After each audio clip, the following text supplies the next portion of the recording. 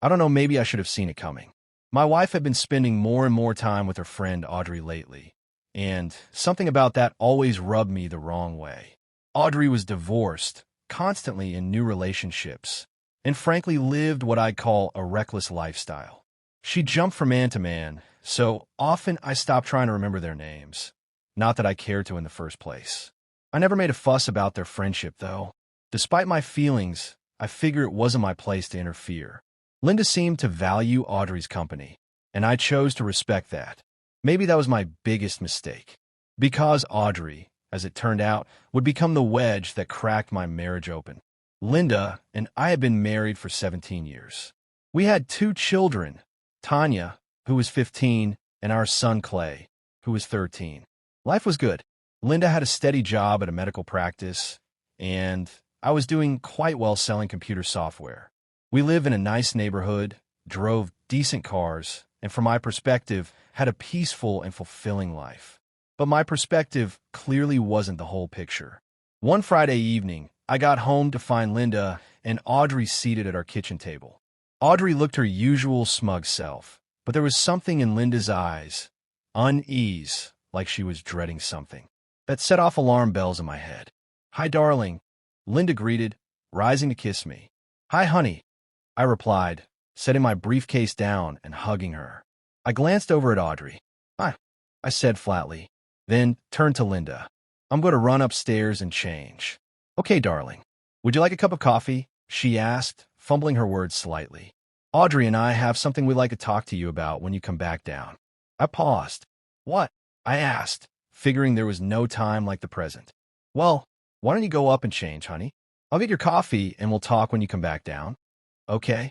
I searched her face for any clue about what this was all about. She looked anxious, and that expression on Audrey's face, it made my stomach turn. I had a bad feeling. Whatever they were planning, I knew it wasn't going to end well for me. Climbing the stairs, my mind raced. I ran through dozens of worst-case scenarios, but nothing could have prepared me for what I was about to hear. I changed into casual clothes and came back down. My coffee was waiting at the table. Audrey was whispering something to Linda. It felt like she was giving instructions, but I couldn't make out the words. They didn't even realize I had walked in until I sat across from them. I took a sip of coffee and looked straight at them. "Okay, what's going on? What's this all about?" Linda froze, clearly struggling to speak, until Audrey gently nudged her. "Go ahead," she said. "He loves you, he'll understand." Linda dropped her gaze to the table, avoiding my eyes. "Honey, you know I love you very much, so please don't take this the wrong way. Well, I want to go out on a few dates with Audrey." "Not all the time," she blurted out, "just once in a while." I wasn't quite sure I understood what she meant by dates. Whatever she meant, the answer was going to be no, but I couldn't believe she was actually talking about screwing other guys. I had to clarify, "Just what do you mean by dates? Are you talking about having sex with other men?" While my wife was trying to reply, Audrey broke in. "Doesn't mean she doesn't love you, Robert." The first was going to cut her off by telling her I was talking to my wife, but decided to let her speak. I knew this wasn't my wife's idea. It had Audrey's name written all over it, but I wanted to see if I could figure out how the hell she got Linda to go along. She continued, "It's just sex. It doesn't mean anything. We were talking, and she told me that besides you, she's only been with one other man in her whole life. That's ridiculous, Robert. I'm sure you've had a lot more women than that. She needs to get out and have a little fun." I turned to look at Linda, my heart pounding. "So, being with me isn't fun anymore?" I asked, trying to steady my voice. She finally met my gaze, and though I tried to hide how much her words had stung, I don't think I succeeded. "Honey, that's not what I meant," she started, only for Audrey to cut in again, hijacking the conversation as usual. "What she's saying is, sometimes it's just about mixing things up. Some husbands are secure enough to let their wives have a little variety. That's all. It doesn't have to mean anything, Robert. It's purely physical," Audrey said with smug confidence. "In fact, Linda and I talked about it, and we agreed it's only fair to offer you the same freedom. If you want to fool around too, go for it." I shifted my eyes back to Linda. Her face was hard to read, but there was something there, maybe regret, maybe shame. Whatever it was, it told me she wasn't so sure anymore. "I see," I said, flat and cold. My chest tightened, but I refused to cry. "Not in front of them." "Audrey," I said calmly, pushing back my chair, Can you hang around for a bit? I'd like to revisit this discussion after I take care of something. Of course, she replied smugly, probably thinking she'd already won. Where are you going? Linda finally spoke again. I'll be back shortly, I answered, leaving the room without explaining further.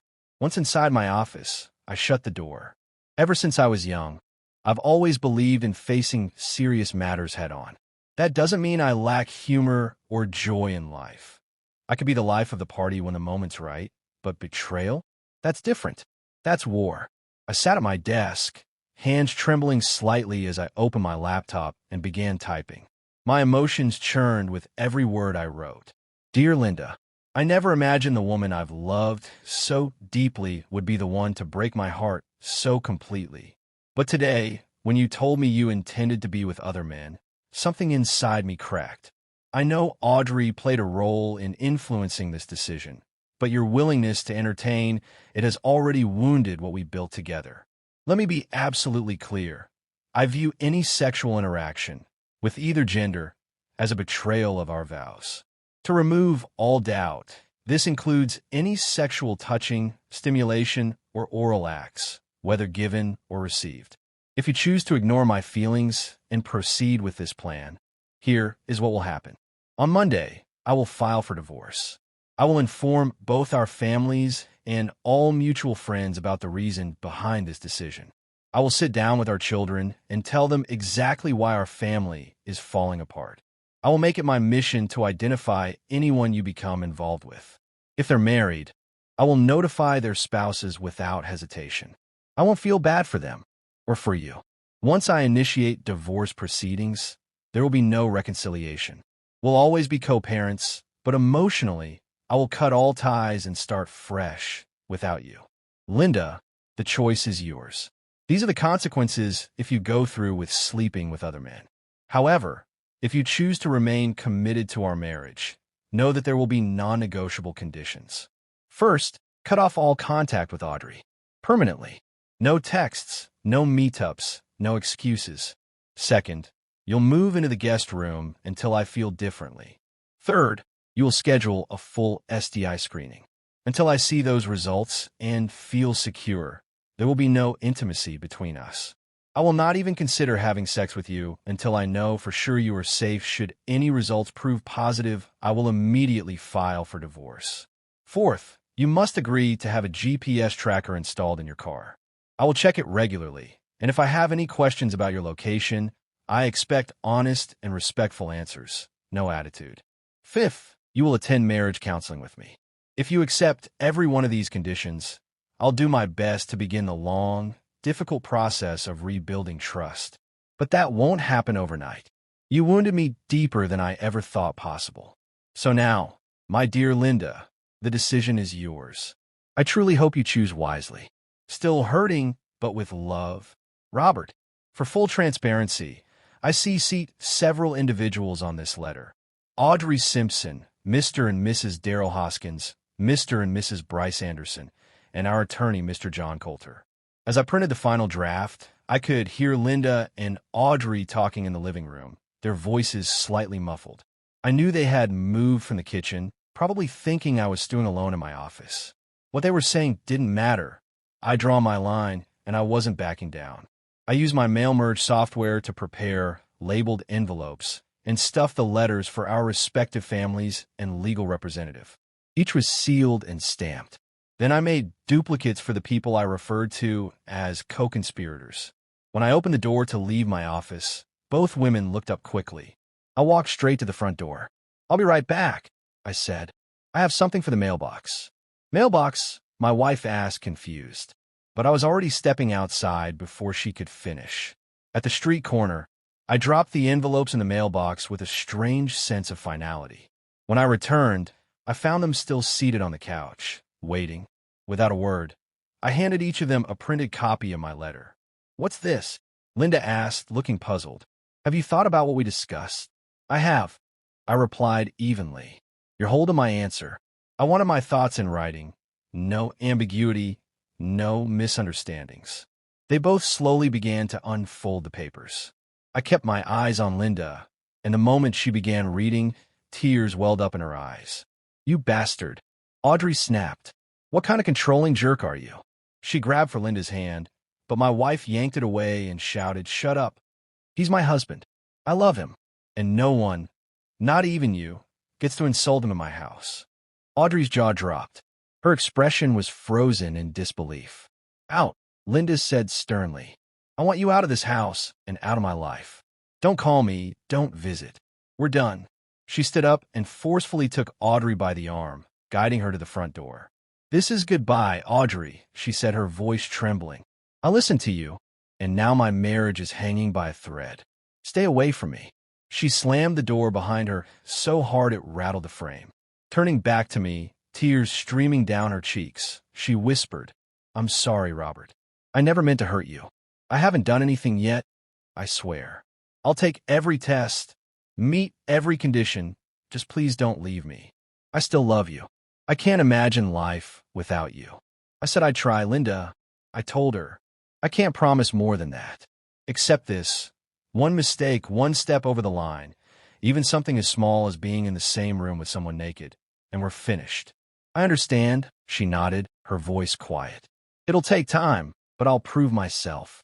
I don't want anyone else. I never really did." That night, I helped her move into the spare bedroom. When the kids asked, we simply said we had an argument and were sleeping apart for a few days. They didn't quite believe us. I could see it in their eyes, but they didn't push. The next day, I secretly installed a GPS tracker on Linda's car.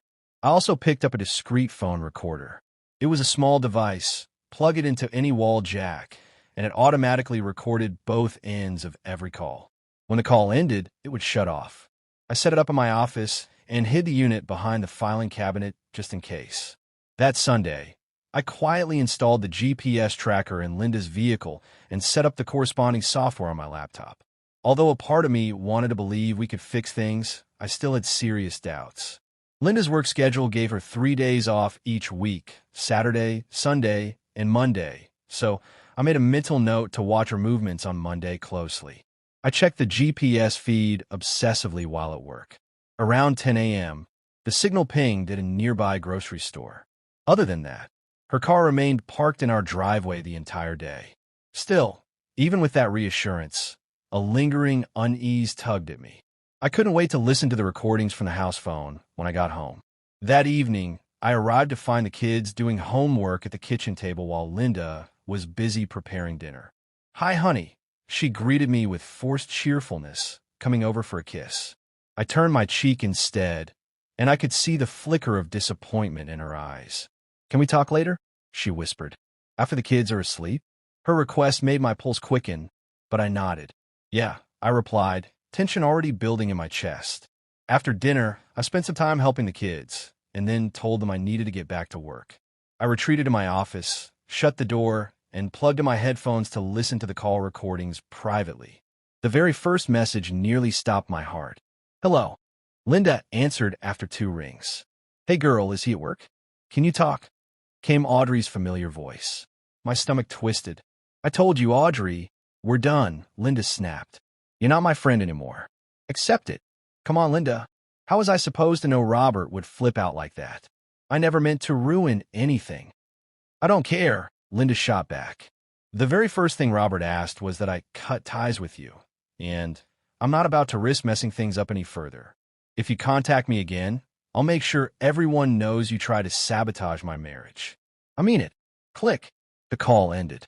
I leaned back in my chair, letting out the breath I didn't realize I was holding. Maybe, just maybe, there was hope. The next call was from her parents, and it was far more intense. "Hello." Linda answered cautiously. "Linda, I just got a very strange letter from Robert." "What's going on?" her mother asked, clearly disturbed. "Oh, hi, Mom. Yeah, I made a huge mistake." "A mistake?" her mother pressed. "Did you actually tell Robert you wanted to cheat on him?" "It's not quite that simple," Linda stammered. "You know, Audrey," her father's voice interrupted, booming in the background. "Who is that? Let me speak to her." "Linda." "Hi, Dad," she answered weakly. "What the hell is wrong with you?" he barked. "Did we raise you to betray your husband like that?" "I'm disgusted. We're both disgusted." Linda broke down. Through her sobs, she apologized repeatedly. "I'm sorry, Dad. I'm sorry I let you both down. I'm sorry I hurt Robert. I wasn't thinking. I messed up. Her father's voice softened slightly after hearing her cry. I just don't get it, kiddo. But I hope you told him you're sticking to his conditions. Yes, I did. I've already cut Audrey off for good. I told her never to call me again. I'm going to get tested too. Not at my clinic. That would be too embarrassing, but I'll visit an out-of-town office. I want to be the best wife I can possibly be. I'm grateful for another shot, and I'm not going to waste it. They kept talking for a while, and eventually, her mother came back on the line. All three of them were crying by the time they hung up. But the most surprising call?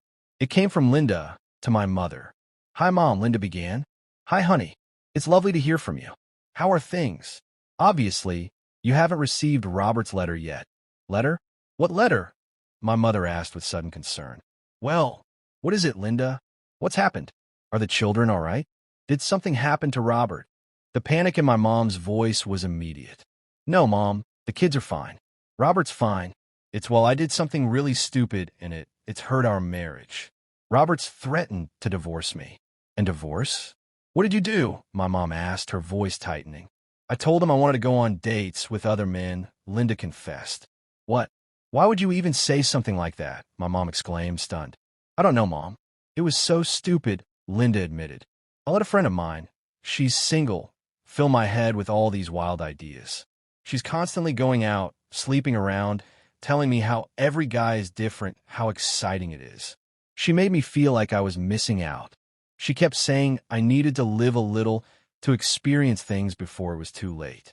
She even said she could set me up, that we could go on double dates together. And after hearing it enough times, I started to believe her. My mom didn't hold back. Linda, you're a married woman. She's single. That's not the same thing. I know that now, Linda replied. But then she introduced me to someone else, a married woman named Betty. She told me her husband let her sleep with other guys all the time. Said it was just sex and that he didn't mind because he loved her and wanted her to enjoy herself. Betty and Audrey kept saying Robert would understand. That he'd let me do the same because he loved me. Deep down, I knew that was a lie. Robert's not wired that way. But I got caught up in it. I didn't stop to think how much it would devastate him. My mother's voice cracked. Oh, Linda, how could you? She whispered, clearly crying. I'm sorry, Mom. I really am, Linda sobbed. Did he leave you? What about the kids? No, he didn't leave. But he gave me an ultimatum. Cut off all contact with Audrey and drop any idea of seeing anyone else, or it's over. We're starting marriage counseling next week.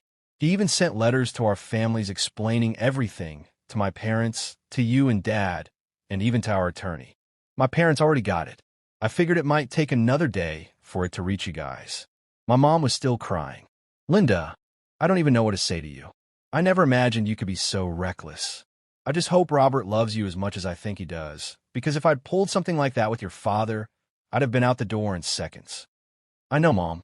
I know I almost lost everything, but I'm going to do everything I can to make it right. Every single day. Please forgive me.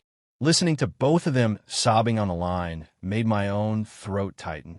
Around 10 p.m., after the kids were asleep, Linda and I finally sat down on the couch for the long overdue conversation. I wasn't exactly sure what she had planned to say, but I could already see her fighting back tears. I talked to our parents today, she began, voice trembling. Mine got your letter already.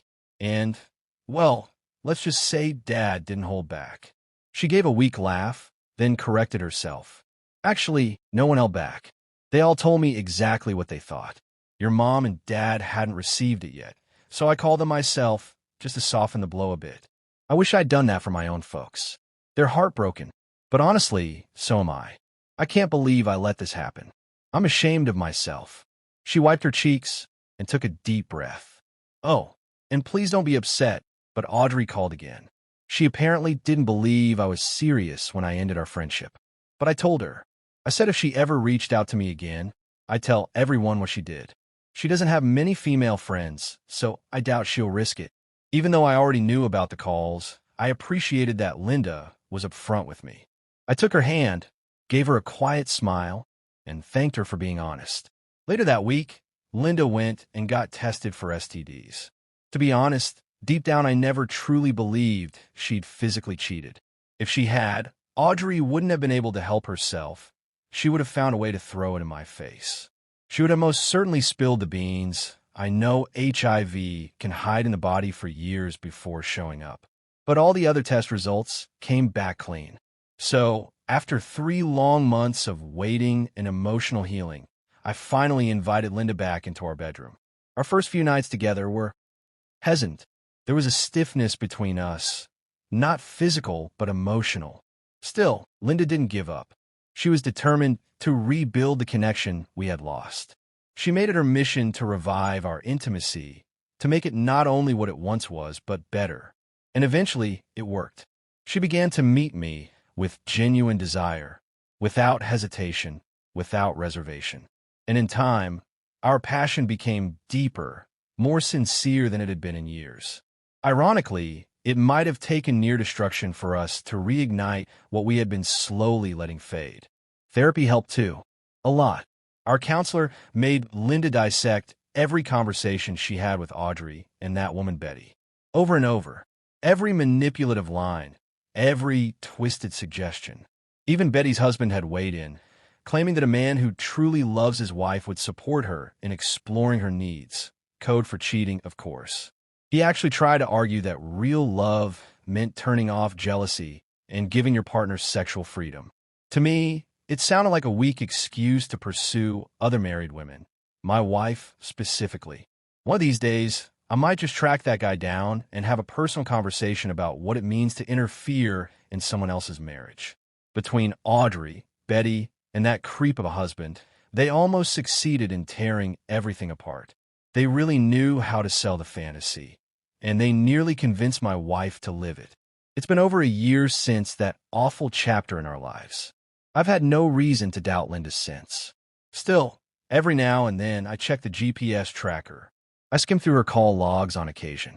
Because once you've been betrayed, or even almost betrayed, that seed of doubt doesn't vanish. It stays buried deep, and you're always watching, just in case it starts to sprout. Next month, we're helping her parents celebrate 50 years of marriage. And when I think about where we were back then and where we are now, I feel hopeful. In 31 years and 3 months, I believe we'll be standing beside each other, toasting to the same milestone. That's the end of this story. If you found it engaging, please give a thumbs up and don't forget to subscribe for more content like this. I've tried out a new style, so if you liked it, let me know in the comments. Your support and feedback mean the world to me. Thanks for watching.